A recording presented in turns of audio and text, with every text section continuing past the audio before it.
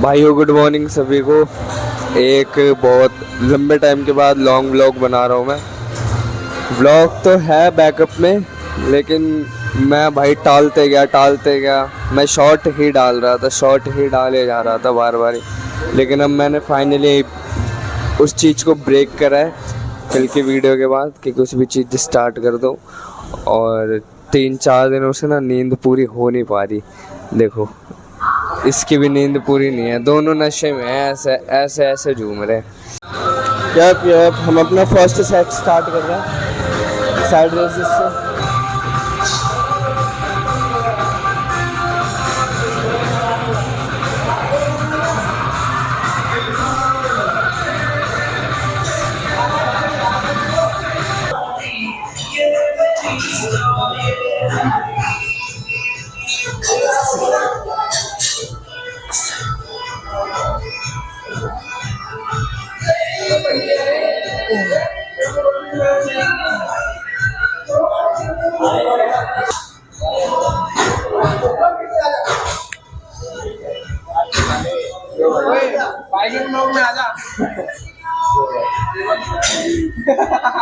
भाई ये gym members है मेरे, ये जिम मेंबर्स है। तो 3-4 दिनों से यार मतलब अच्छा मतलब रिकवर नहीं हो पा रहा, मैं प्रॉपर रिकवर नहीं हो पा रहा और ढंग से सो भी नहीं पा रहा मैं। मतलब जब भी उठ रहा हूँ बिल्कुल थका थका सा, और कहीं यहाँ दर्द हो रहा है, कभी वहाँ दर्द हो रहा है। लिटरली भाई, लिटरली स्लीप ना,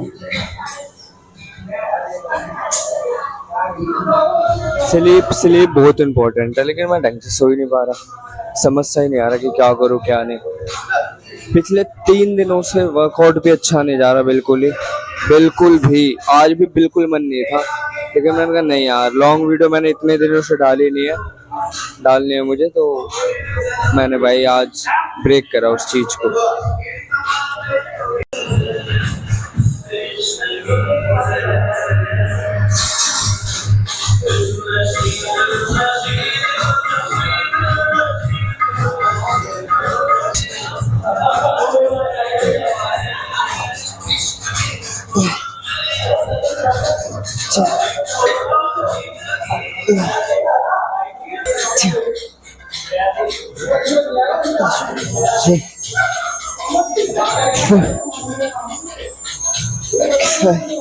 शोल्डर को करो पंप चेक।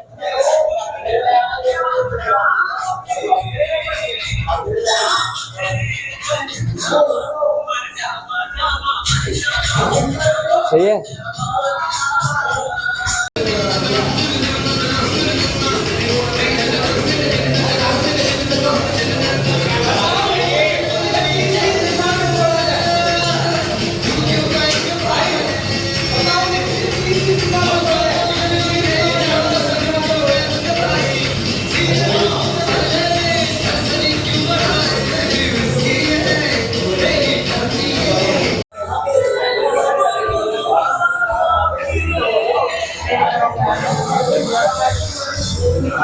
अब हम करेंगे, क्या बोलते हैं उसको, फुल ओवर।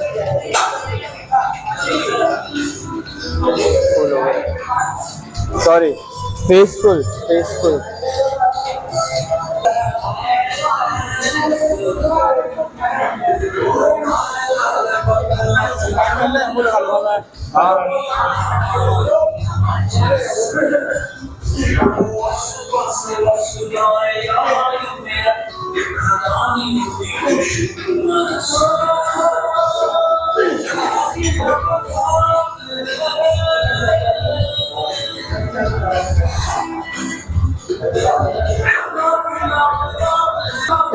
लगाओ भैया। इतनी अच्छी क्लिपिंग मिस हुई है भाई, इतनी बढ़िया क्लिपिंग मिस हुई है मेरे से, इतनी बढ़िया कि मैं बता नहीं सकता। शोल्डर में और सब कुछ कर दिया मैंने, लेकिन बटन ही प्रेस नहीं कर रहा था।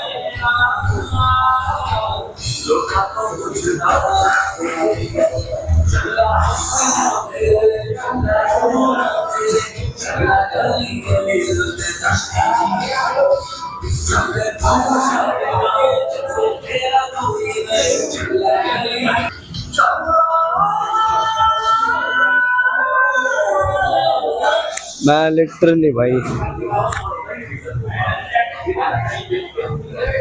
बहुत फ्रस्ट्रेटेड वे में कह रहा हूँ, बहुत ज़्यादा फ्रस्ट्रेटेड वे। वो शोल्डर की पैक टैक फ्लाई की क्लिपिंग इतनी बढ़िया थी, इतनी बढ़िया थी कि मैं बता नहीं सकता भाई।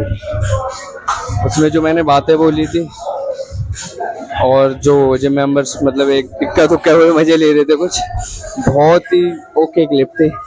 पर ठीक है, आपसे ध्यान रखेंगे कि कोई क्लिप मिस ना हो। शोल्डर के आज एक्सरसाइज हो चुके हैं ख़त्म। हमने जिम में क्लोजअप नहीं लिया था, हम बिना सोचे समझे घर ही आ गए थे। क्योंकि आजकल ना कुछ भी, जैसे कोई बंदा कहता है ना, कोई खुश क्यों नहीं होता, कोई खुश इसलिए नहीं होता, कोई भी एक पर्टिकुलर पर्सन, कि जो वो चाहता है उसके हिसाब से चीज़ें ना चल रही हैं। कुछ भी हो सकता है, और मेरे हिसाब से कुछ नहीं चल रहा भाई, कुछ भी इन द पर्सनल लाइफ कह रहा हूँ, लाइफ और इन द भाई फैमिली, कुछ भी। बहुत ट्रबल्ड हो रखा हूँ, बहुत। रात में आज थोड़ी ना सोता, मैं आ नहीं सकता, मेरे कमरे में नहीं सोता मैं। है कुछ पता नहीं क्या है, मैं फुल ओपनली तो नहीं बता सकता कि क्या क्या है। बस एक चीज़ है कि कभी भी बुरा वक्त चल रहा हो ना, होल्ड ऑन करना सीखिए, होल्ड ऑन। निकल जाएगा, निकल जाएगा, निकल जाएगा।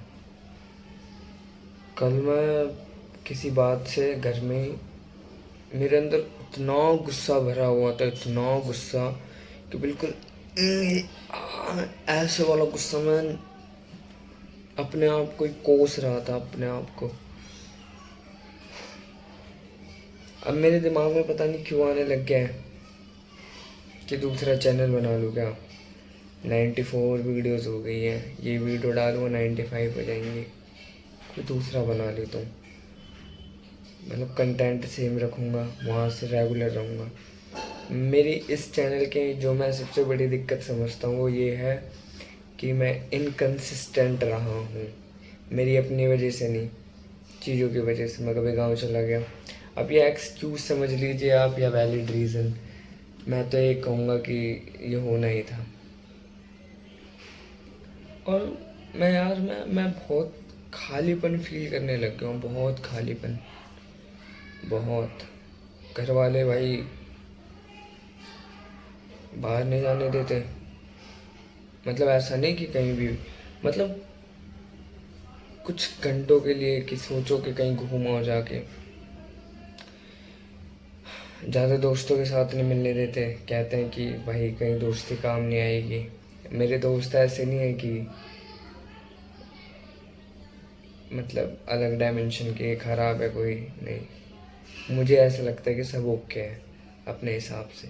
बाकी मतलब बाकी दोस्तों के जैसे नहीं है कि ये अलग ही अपना अपना सोच रहे हैं। एक वो गाने की लाइन है कि मेहनत 100 गुना करी जब जाके 4 गुना कमाया, उसमें भी मेरे हिस्से 3 आया। उसमें भी मेरी तमन्ना है कि मिलके सब बांटूं, कोई हाल पूछ ले ऊंची मिसाल में ना आँखों। ऐसे करके गाना किंग का, अल्फ़ा बाय करके कुछ है, अल्फ़ा गुड बाय करके, बहुत ओके गाना है। बस ये यार बहुत परेशान सा हो रखा हूँ, मेरे चेहरे से लग नहीं रहा होगा लेकिन हो रखा हूँ सही में। समझ नहीं आता किससे बोलूँ। दोस्तों में बोल तो लेता हूँ, लेकिन अब वो भी क्या करें, वो भी सांत्वना दे के, सिंपैथी दे के ठीक है कोई बात नहीं, वो कुछ कर तो नहीं सकते ना। करियर को लेकर टेंस हो रखा हूँ कि क्या होगा जीवन में, क्या नहीं होगा। ऐसा नहीं मेरा पढ़ाई में मन नहीं है, मेरा पढ़ाई में ओके है बिल्कुल। मैं पढ़ना चाहूँ तो मैं पढ़ सकता हूँ, लेकिन अब मेरे को ऐसा लगता है इंजीनियरिंग भाई मेरी लाइन कभी थी नहीं। इंजीनियरिंग मेरे लिए इंजीनियरिंग बनी ही नहीं भाई। इंजीनियरिंग मुझे चूज़ ही नहीं करना चाहिए था। मेरा स्टार्टिंग से हिस्ट्री, ज्योग्राफी, पॉलिटेक्निक, इकोनॉमी, इन सब में इंटरेस्ट रहा। मैं सोचता हूँ यूपीएससी के लिए प्रिपेयर कर लूँ, बट अभी सर पे शादी है और उसके लिए भी पैसे ही चाहिए। मैं सोचता हूँ कि मेरी एक खुद की इनकम हो, मैं खुद से अपने इनकम से अपनी पढ़ाई स्टार्ट करूँ। 19 का हो गया मैं, 20-21 2 साल है मेरे पास। उसके लिए एलिजिबिलिटी के लिए एलिजिबिलिटी क्राइटेरिया वो हो जाता है फुलफिल यूपीएससी के लिए। तो मैं सोचता हूँ, अभी मेरा एक मैथ्स का एग्ज़ाम है नवंबर में, वो कंपार्टमेंट आ गई थी मेरी, दुख।